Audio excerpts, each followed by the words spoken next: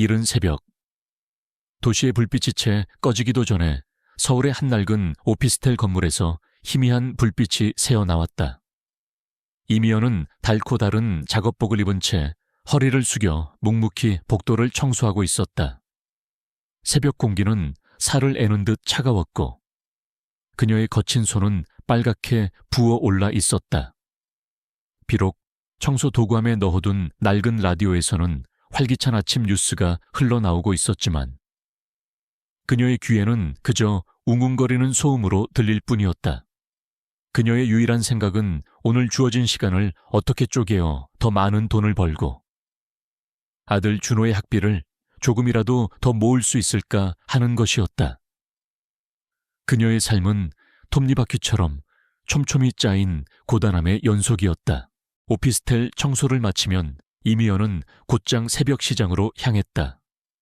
얼어붙은 손으로 무거운 야채 상자를 나르고 지나가는 손님들에게 쉰 목소리로 흥정을 붙였다. 새벽 시장의 활기찬 소음 속에서도 그녀는 늘 혼자였다. 다른 상인들이 잠시 쉬며 따뜻한 커피를 마시거나 농담을 주고받을 때도 그녀는 묵묵히 자신의 자리를 지키며 야채를 다듬거나 손님을 기다렸다. 그녀의 눈빛에는 피로가 역력했지만 동시에 그 어떤 시련에도 꺾이지 않을 듯한 굳은 의지가 서려 있었다.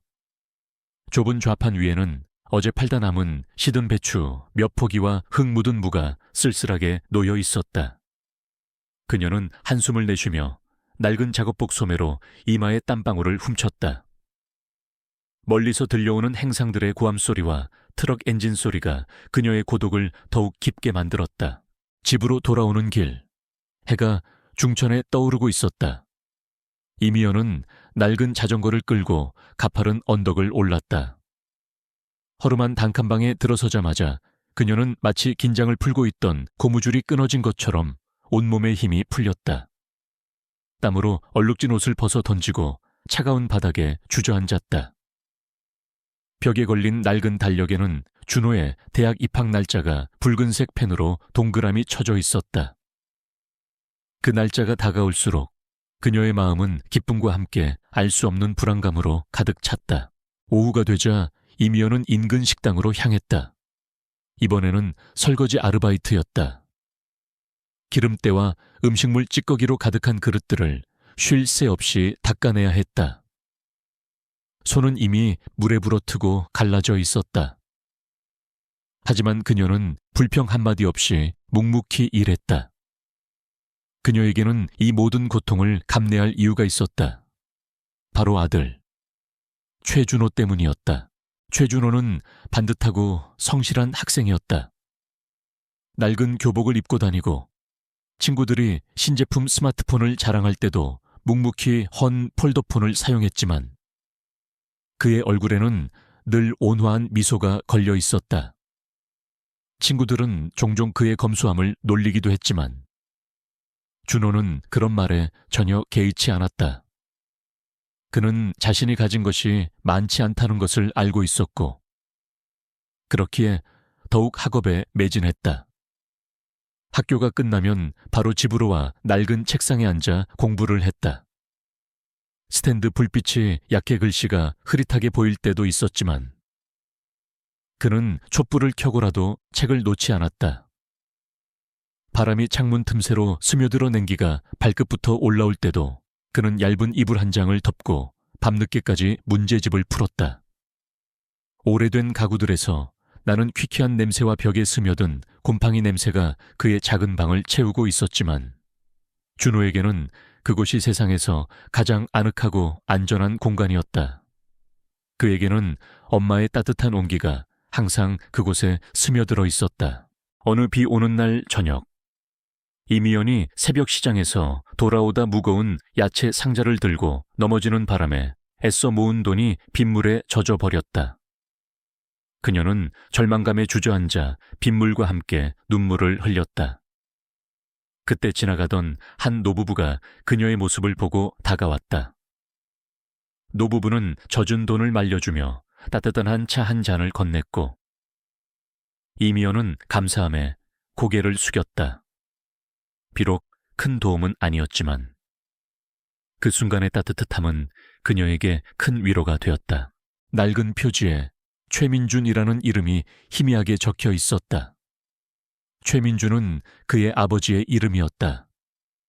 책을 펼치자 아버지의 필체로 빼곡히 적힌 메모들이 눈에 들어왔다.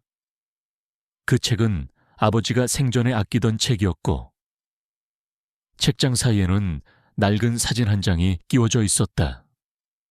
사진 속 아버지의 미소는 너무나도 희미했지만 유독 그의 가슴에는 한 대기업의 로고가 선명하게 박힌 사원증이 보였다.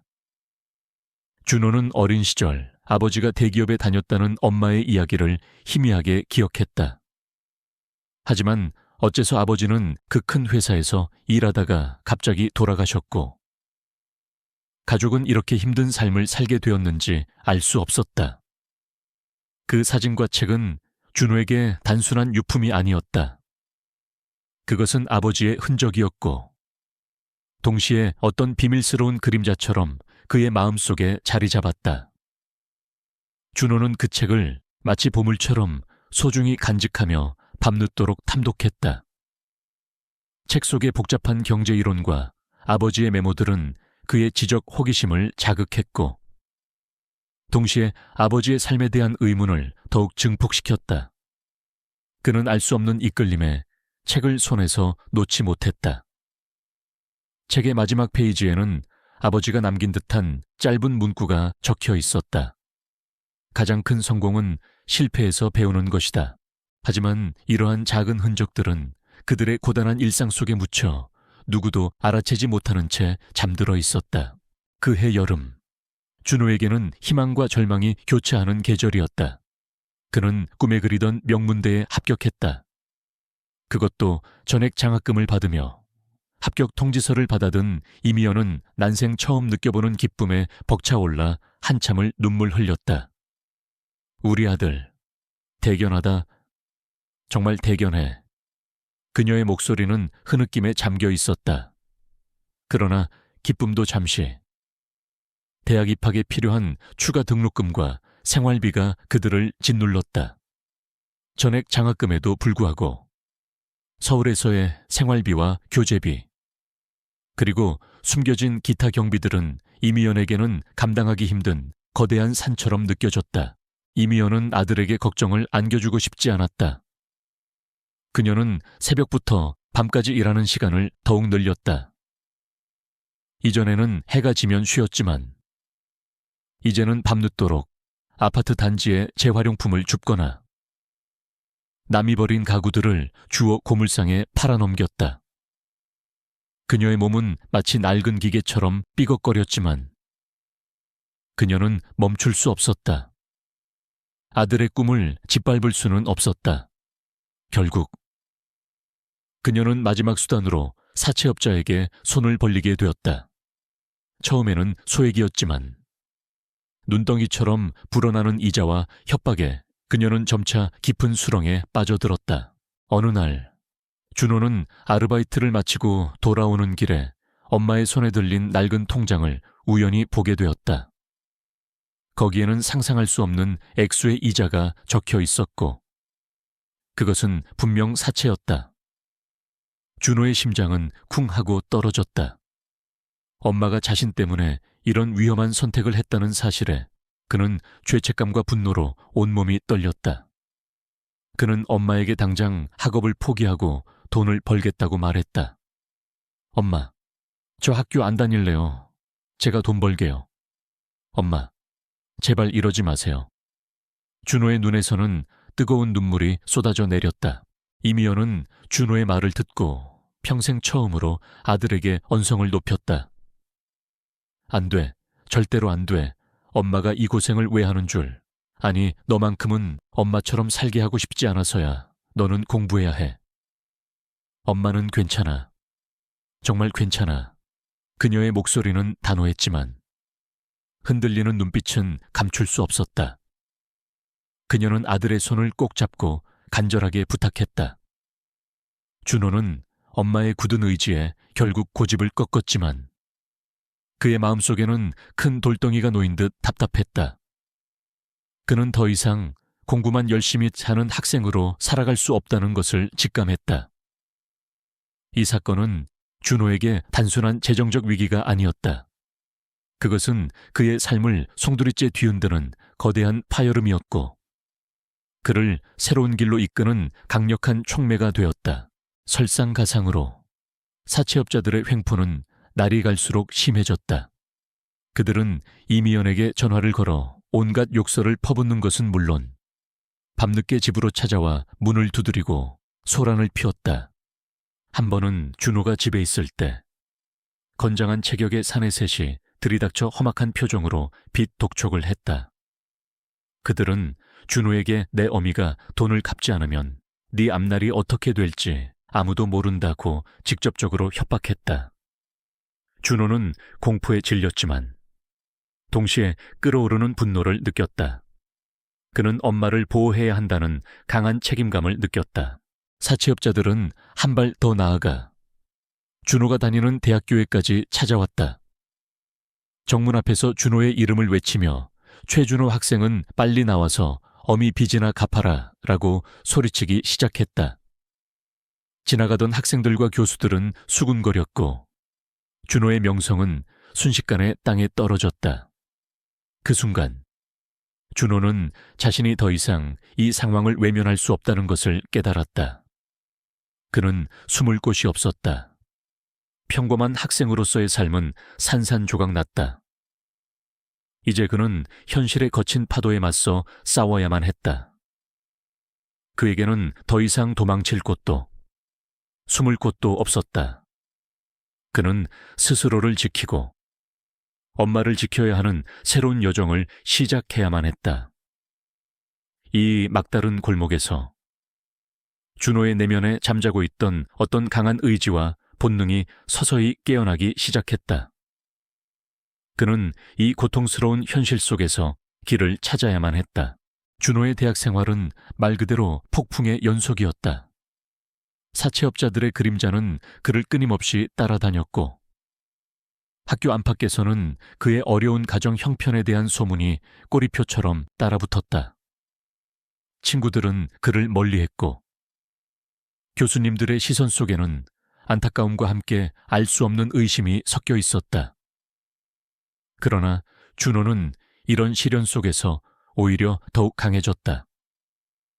그는 절박함 속에서 생존 본능과 숨겨진 재능을 서서히 깨우치기 시작했다. 어느 날 교양 수업으로 진행된 현대 경제의 이해 강의 시간이었다. 교수는 기업의 위기관리 사례에 대한 토론을 진행하고 있었다. 대부분의 학생들은 교과서적인 답변을 내놓거나 뻔한 분석을 반복했다. 그때 교수는 한국 경제를 뒤흔들었던 한 대기업의 파산 사례를 언급하며 만약 당신들이 그 당시 경영자였다면 어떻게 이 위기를 극복했겠는가라는 질문을 던졌다. 학생들은 당황한 기색이 역력했다. 그 기업은 준호의 아버지가 일했던 바로 그 회사였다. 준호는 가슴속에서 알 수 없는 뜨거운 무언가가 솟아오르는 것을 느꼈다. 그는 머릿속에서 아버지의 낡은 경제학 책에서 읽었던 내용들과 매일 새벽 시장에서 엄마가 물건을 팔며 겪었던 현실적인 경제 원리들이 마치 퍼즐 조각처럼 맞춰지는 것을 느꼈다. 주저하던 준호는 손을 들었다. 그의 목소리는 처음에는 작게 떨렸지만 이내 단호하고 명확해졌다. 그는 교과서적인 해결책이 아닌 시장의 미시적 변화를 예측하고 소비자 심리를 파악하며 동시에 기업 내부의 비효율적인 구조를 혁신하는 과감한 방안을 제시했다. 그는 마치 직접 그 현장에 있었던 사람처럼 생생하게 설명했다. 저는 그 기업의 위기가 단지 외부 요인뿐만 아니라 내부적으로 경직된 의사결정 구조와 시장 변화를 읽지 못하는 경영진의 오만함 때문이었다고 생각합니다. 단순히 유동성을 확보하는 것을 넘어 사업 모델 자체를 재편하고 소통 부재로 인해 불신이 깊어진 직원들의 사기를 회복하는 것이 급선무였을 겁니다. 예를 들어 준호의 논리 정연한 분석과 대담한 제안에 강의실은 순간 정적이 흘렀다. 교수의 눈빛은 놀라움과 함께 탐구심으로 빛났다. 그는 준호에게 영어프 질문을 던졌고 준호는 막힘없이 답변하며 자신의 주장을 더욱 견고히 했다. 그의 답변 속에는 이론적 지식뿐만 아니라 빈곤한 환경 속에서 체득한 날카로운 현실 감각과 문제 해결 능력이 번뜩였다. 이 모든 것을 지켜보던 김지우는 경멸감에 가까운 표정으로 준호에게 시선을 고정했다. 김지우는 유명 경제학과 교수의 아들이었으며 늘 최고만을 누리며 살아온 그에게 준호의 등장은 불편한 존재였다. 그는 준호의 성공이 순전히 운이나 편법이라고 치부하고 싶었다. 그날 저녁, 강의가 끝난 후였다. 준호가 도서관에서 나오려 할 때 김지훈이 그의 앞을 가로막았다. 야, 최준호, 너 오늘 대단하더라. 어디서 주워들은 걸로 아는 척하는 건 아니고 김지훈의 말투에는 비아냥거림이 가득했다. 준호는 애써 침착하게 대꾸했다. 주워들은 게 아니라 나의 나름대로 고민하고 분석한 겁니다. 김지훈은 코웃음을 치며 말했다. 그래, 학자금 대출도 제대로 못 갚아서 학교에 사채업자들이 드나든다는 소문이 파다한데 언제 그런 대단한 분석을 할 시간이 있었을까? 혹시 어디서 부정하게 정보를 빼낸 건 아니고 김지훈의 말은 비수처럼 준호의 심장을 찔렀다. 그는 김지훈이 자신의 약점을 건드리고 있다는 것을 알았다. 김지훈의 비방은 여기서 멈추지 않았다. 그는 인맥을 동원하여 준호에 대한 악성 소문을 퍼뜨리기 시작했다. 최준호는 가난을 이용해 동정심을 얻으려 한다. 그의 학업 성과는 의심스럽다는 내용의 익명 게시물들이 학교 커뮤니티에 올라왔다.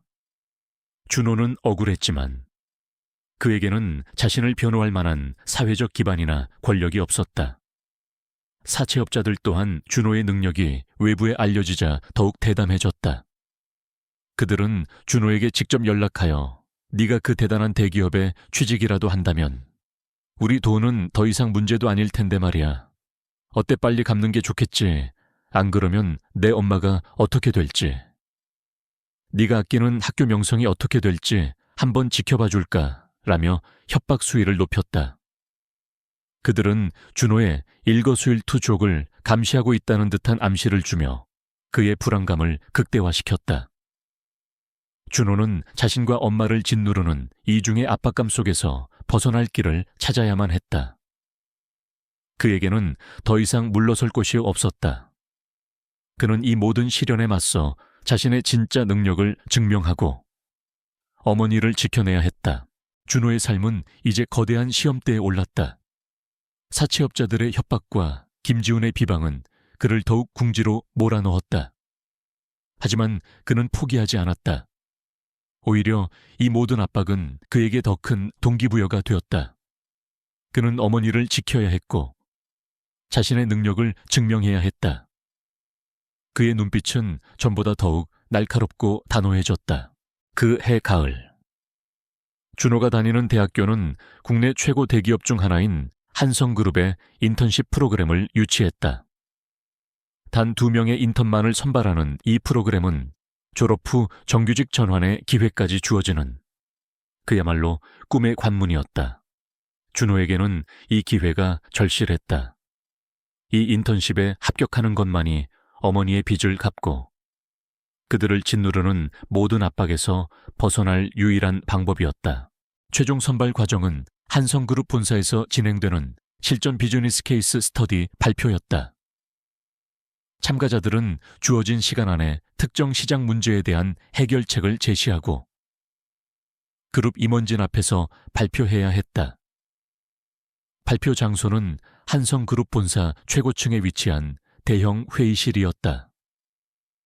통유리 너머로 서울 시내가 한눈에 내려다 보이는 그곳은 준호의 허름한 단칸방과는 극명한 대비를 이루며 그가 꿈꾸는 성공의 상징처럼 느껴졌다. 준호는 밤낮으로 준비에 매달렸다. 그는 도서관에서 관련 자료를 긁어모으고 아버지의 낡은 경제학 책을 다시 펼쳐들었다. 책 속의 오래된 메모들은 그에게 새로운 통찰력을 주었다. 그는 시장의 흐름을 읽고 복잡한 데이터를 분석하며 혁신적인 해결책을 도출해냈다. 잠시라도 눈을 붙이면 사채업자들의 험악한 얼굴과 고통스러워하는 어머니의 모습이 떠올라 그는 잠을 이룰 수 없었다. 그의 얼굴은 수척해졌지만 그의 눈빛은 그 어느 때보다도 뜨거웠다. 김지훈 또한 이 인턴십 프로그램에 지원했다. 그는 준호가 자신의 경쟁 상대가 되는 것을 참을 수 없었다. 겨우 사채 빚이나 갚으려는 주제에 감히 한성그룹 인턴을 넘봐 김지훈은 준호에게 직접적으로 비아냥거렸다. 그는 자신의 인맥과 부모님의 영향력을 이용해 준호의 발표 자료를 빼내려 시도하거나 발표 당일 준호의 발표 순서를 가장 불리한 시간대로 바꾸는 등 온갖 방해 공작을 펼쳤다. 발표 당일 준호는 긴장감에 심장이 터질 것 같았다. 회의실 앞 복도에는 김지훈이 서 있었다. 김지훈은 준호에게 다가와 비웃으며 말했다. 어이, 최준호. 내 엄마가 지금 건물 밖에서 내 이름 부르면서 난리도 아니더라. 사채업자들이랑 같이 온 모양인데 네가 여기 들어온 것까지 다 소문났나 보네. 준호의 얼굴은 창백해졌다. 그는 어머니가 걱정되어 당장이라도 뛰쳐나가고 싶었지만 그럴 수 없었다.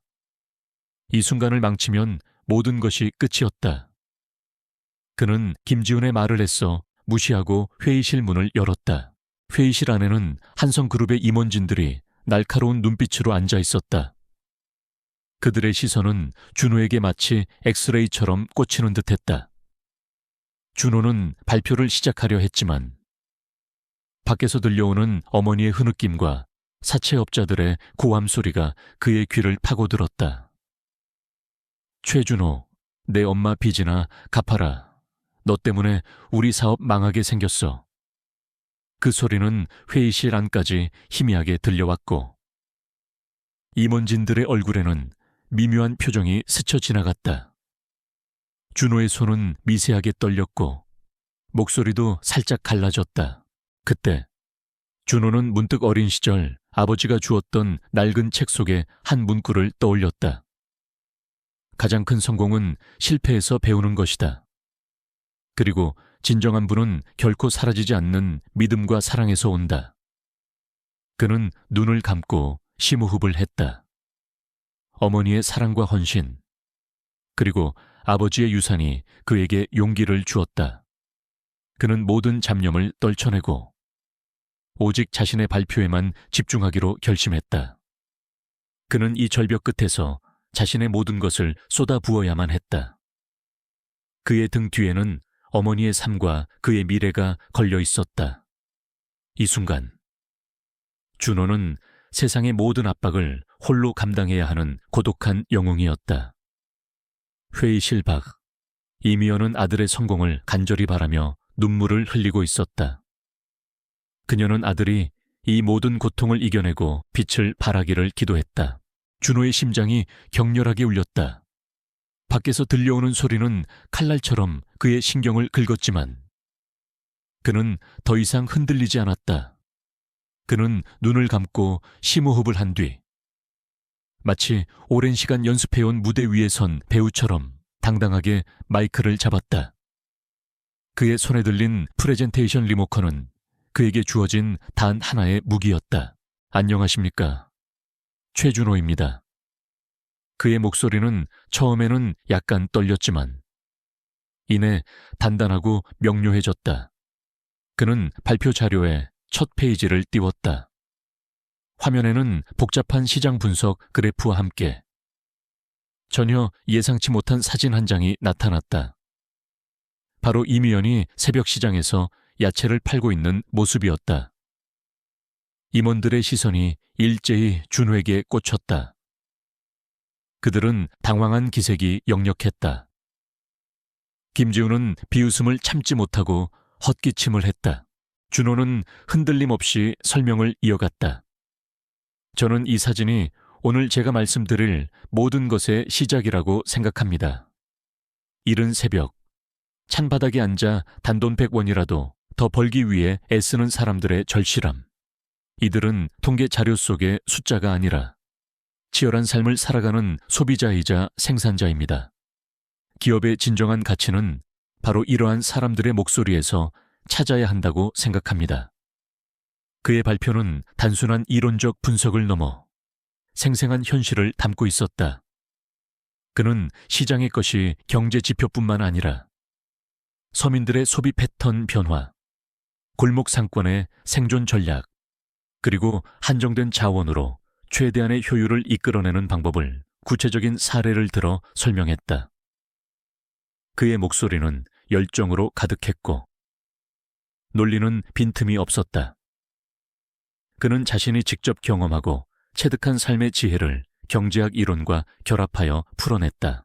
임원들은 점차 준호의 이야기에 몰입하기 시작했다. 그들은 탁상 공론에 지쳐 있었던 터였다. 준호는 아버지의 낡은 책에서 얻은 통찰력을 바탕으로 위기에 처한 기업이 어떻게 내부 구조를 혁신하고 투명한 소통으로 직원들의 신뢰를 회복하며 나아가 사회적 책임을 다하는 기업으로 거듭날 수 있는지에 대한 비전을 제시했다. 위기는 분명 존재하지만 그 안에는 반드시 새로운 기회가 숨어 있습니다. 중요한 것은 위기를 인식하는 시각과 그 위기를 돌파할 용기, 그리고 무엇보다 사람에 대한 이해입니다. 그는 마치 기업의 내부 사정을 꿰뚫어 보는 듯한 날카로운 분석으로 임원들을 놀라게 했다. 발표가 거의 끝나갈 무렵 한 임원이 날카로운 질문을 던졌다. 최준호 씨의 발표는 인상 깊었습니다. 하지만 제시한 방안들은 매우 파격적이고 현실적인 리스크가 큽니다. 특히 신규 사업 투자에 대한 자금 확보 방안은 막대한 자본이 필요할 텐데 과연 현실성이 있다고 보십니까? 그 정도 규모의 투자를 유치하는 것은 결코 쉽지 않을 겁니다. 회의실의 공기가 순간 얼어붙었다. 김지우는 회심의 미소를 지었다. 준호가 이 난관을 헤쳐나가지 못할 것이라고 확신하는 듯 했다. 모든 시선이 준호에게 쏠렸다. 준호는 잠시 침묵했다. 그의 입에는 식은땀이 흘렀다.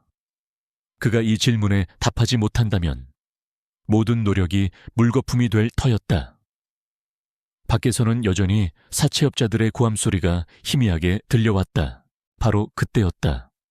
준호의 눈빛이 흔들림 없이 빛나기 시작했다. 그는 입술을 깨물고 낡은 책 속에서 아버지가 남긴 마지막 문구를 다시 떠올렸다. 가장 큰 성공은 실패에서 배우는 것이다. 그리고 진정한 부는 결코 사라지지 않는 믿음과 사랑에서 온다. 그는 심호흡을 한 뒤 단호하게 입을 열었다. 말씀하신 리스크를 모르는 바 아닙니다. 하지만 저는 그 리스크를 기회로 만들 수 있는 방안을 제시하고 싶습니다. 바로 사회적 가치 투자입니다. 그는 이어 투명성과 사회적 공헌을 바탕으로 한 새로운 형태의 투자 유치 모델을 설명했다. 이는 단순히 이윤만을 추구하는 것이 아니라 기업이 사회적 책임을 다하고 지속 가능한 발전을 추구할 때 장기적으로 더 큰 신뢰와 자본을 확보할 수 있다는 혁신적인 제안이었다. 그는 구체적인 수치와 예상 시나리오를 제시하며 자신의 주장이 단순한 이상론이 아님을 증명했다. 그의 목소리에는 확신이 가득했고 그의 논리는 어떤 반론도 허용하지 않았다. 그는 마치 마술사처럼 불가능을 가능으로 바꾸어 놓았다. 준호의 발표가 끝나자 회의실은 다시 정적에 휩싸였다. 하지만 이번에는 이전과는 다른 정적이었다. 그것은 감탄과 경외심이 뒤섞인 침묵이었다. 이내 임원진의 얼굴에는 놀라움과 함께 깊은 만족감이 떠올랐다. 그들은 서로 눈빛을 주고받으며 고개를 끄덕였다. 마침내 한 임원이 자리에서 일어나 박수를 치기 시작했고 이내 회의실 전체가 우레와 같은 박수 소리로 가득 찼다. 김지우는 얼굴이 하얗게 질렸다. 그의 눈에는 믿을 수 없다는 표정이 역력했다. 그는 자신이 가진 모든 것을 동원하여 준호를 무너뜨리려 했지만 준호는 오히려 그 모든 역경을 발판 삼아 더욱 높이 비상했던 것이다. 회의실 밖. 건물 입구에서 초조하게 기다리던 이미연은 안에서 터져나오는 우렁찬 박수 소리를 들었다. 그녀는 아들이 해냈음을 직감했고 그 자리에 주저앉아 기쁨의 눈물을 쏟아냈다. 그 순간 준호는 단순한 학생이 아니었다. 그는 자신의 삶을 스스로 개척하고 어머니의 헌신에 보답하며 세상의 모든 편견을 이겨낸 진정한 영웅이었다. 그의 승리는 개인적인 영광을 넘어 사회적 인식과 가치관의 변화를 이끌어내는 작은 혁명이었다. 준호의 발표는 한성그룹 인턴십 역사상 전례 없는 센세이션을 일으켰다. 그의 비범한 통찰력과 강인한 정신력은 모든 임원진에게 깊은 인상을 남겼다. 그는 만장일치로 인턴십에 합격했으며 최고 대우를 보장받았다. 가장 먼저 준호가 한 일은 어머니의 사채 빚을 모두 청산하는 것이었다. 그는 어머니의 통장에 남은 빚의 흔적을 말끔히 지원했다. 며칠 후 사채업자들이 다시 준호의 집을 찾아왔지만 그들은 더 이상 준호와 이미연을 협박할 수 없었다. 준호는 단호하고 침착하게 그들의 불법적인 행위를 지적하며 이미 모든 채무를 변제했음을 알렸다. 사채업자들은 상황이 자신들에게 불리하게 돌아가고 있음을 직감했다. 그들은 꼼짝없이 준호가 제공한 증거와 자신들의 불법적인 협박으로 인해 경찰에 체포되었다. 그들은 결국 자신들의 탐욕과 악행에 대한 대가를 치르게 되었다. 김지우는 준호의 성공에 충격을 받았다. 그는 준호가 단순히 운이 좋았다고 치부하려 했지만 준호의 발표 내용과 임원진의 반응, 그리고 사채업자들의 체포 소식을 들으며 자신의 오만함과 어리석음을 깨달았다. 그는 며칠 밤을 잠 못 이루며 고뇌했다. 자신이 준호에게 했던 모욕적인 말들과 행동들이 주마등처럼 스쳐 지나갔다. 김지우는 준호에게 진심으로 사과해야겠다고 결심했다. 그는 직접 준호를 찾아가 고개를 숙였다. 최준호, 내가 너무 어리석었다. 네가 가진 진짜 실력을 알아보지 못하고 질투심에 눈이 멀어 너를 비방하고 방해하려 했어. 정말 미안하다. 김지훈의 얼굴에는 진심 어린 후회와 부끄러움이 역력했다. 준호는 김지훈의 사과를 묵묵히 들었다. 그에게 김지훈의 행동은 상처였지만 동시에 그를 더 강하게 만든 원동력이기도 했다.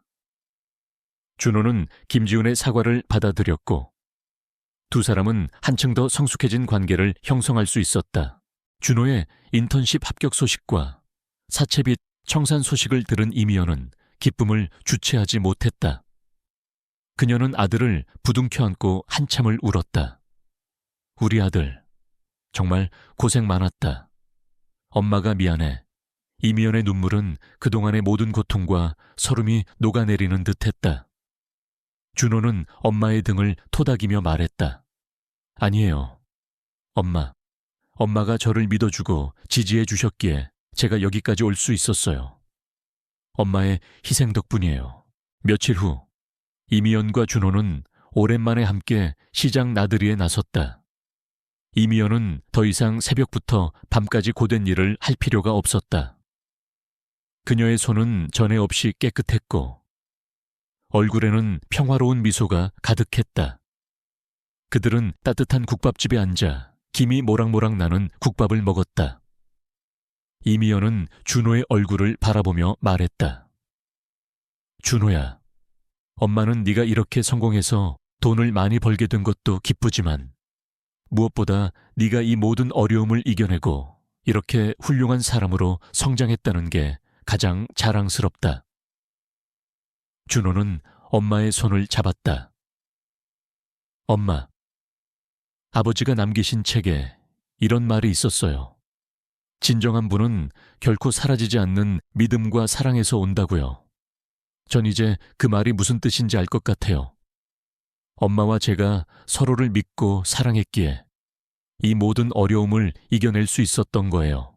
그들의 대화는 잔잔했지만 그 안에는 깊은 울림이 있었다.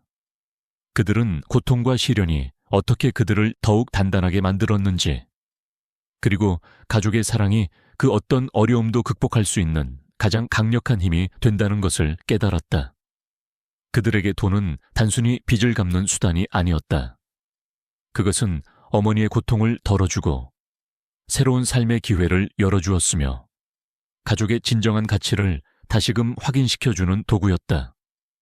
이제 그들은 진정한 평화를 찾았다. 하지만 이것은 끝이 아니었다. 준호의 삶에는 이제 더 큰 책임과 더 밝은 미래가 기다리고 있었다. 시간은 흘러 준호의 졸업식이 다가왔다. 캠퍼스에는 따스한 봄 햇살이 쏟아져 내렸고 졸업 가운을 입은 학생들의 얼굴에는 설렘과 아쉬움이 교차했다. 이미연은 아들의 졸업식에 참석하기 위해 단정하게 차려입었다. 그녀의 얼굴에는 지난 세월의 고된 흔적 대신 깊어진 주름 사이로 행복하고 평온한 미소가 자리하고 있었다. 더 이상 새벽에 야채를 팔거나 식당에서 설거지를 할 필요가 없어진 그녀는 그 시간을 준호가 보내준 용돈으로 소소한 취미 생활을 하거나 동네 노인정에서 자원봉사를 하며 보냈다. 그녀의 손은 이제 거칠지 않았고 오랜만에 매니큐어를 바른 손톱은 은은한 빛을 띠었다. 졸업식이 끝나고 준호는 학사모를 쓴 채 어머니에게 다가갔다. 그는 품속에서 정성스럽게 포장된 작은 선물 상자를 꺼내 어머니에게 건넸다. 엄마, 저 졸업 축하 선물이에요. 지금까지 엄마가 저한테 해주신 모든 것에 비하면 아무것도 아니지만. 준호의 목소리는 떨렸고 눈시울은 붉어졌다. 이미연은 아들의 마음이 담긴 선물에 이미 울컥했지만 애써 웃으며 상자를 받아들었다. 아이고, 이게 뭐람.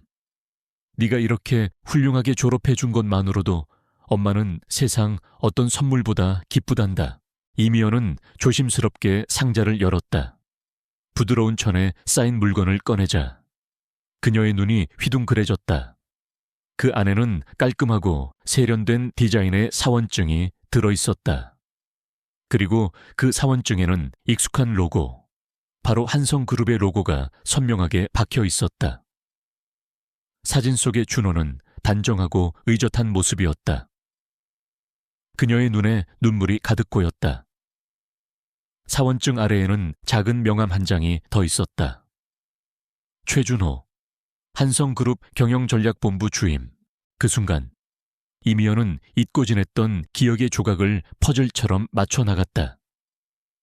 이 로고, 이 회사, 남편이 사고로 세상을 떠나기 전 그토록 자랑스러워하며 다녔던 바로 그 회사였다. 남편의 낡은 사원증과 준호가 선물한 사원증이 오버랩되면서 그녀는 알 수 없는 감격에 휩싸였다. 남편이 남긴 낡은 책과 그 안에 담긴 아버지의 지혜, 그리고 아들이 그 책을 통해 깨달음을 얻고 이 자리까지 오게 된 모든 과정이 주마등처럼 스쳐 지나갔다. 그녀는 아무 말도 할 수 없었다. 그저 뜨거운 눈물을 하염없이 흘릴 뿐이었다. 그녀의 눈물은 단순한 슬픔이 아니었다. 그것은 고통스러운 세월을 견뎌낸 인내의 보상이었고 아들이 이뤄낸 위대한 성취에 대한 벅찬 감격이었으며 남편에게 전하는 무언의 약속이기도 했다. 준호는 무릎을 꿇고 어머니의 손을 잡았다. 엄마, 이제 제가 엄마의 두 번째 봄을 만들어 드릴게요.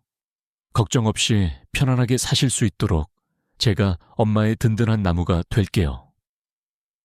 그의 목소리는 진심으로 가득 차 있었다. 몇 년 후, 준호는 한성그룹의 핵심 인재로 성장했다. 그는 단순히 개인적인 성공에 머무르지 않았다.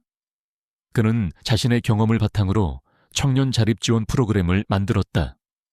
이 프로그램은 어려운 환경에 처한 젊은이들에게 학업 지원뿐만 아니라 멘토링과 인턴십 기회를 제공하여 그들이 사회에 안정적으로 정착할 수 있도록 돕는 것이었다.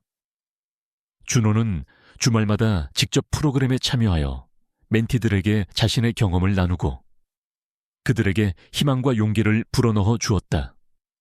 그의 강연은 늘 사람들로 가득 찼고 그의 이야기는 많은 젊은이들에게 영감을 주었다. 이미연 또한 준호의 제안으로 작은 자선재단의 이사직을 맡아 활발하게 활동했다. 그녀는 자신의 이름으로 된 작은 텃밭을 가꾸며 수확한 채소를 어려운 이웃에게 나누어 주었고 소외된 노인들을 위한 무료급식소를 운영하는 데 기여했다.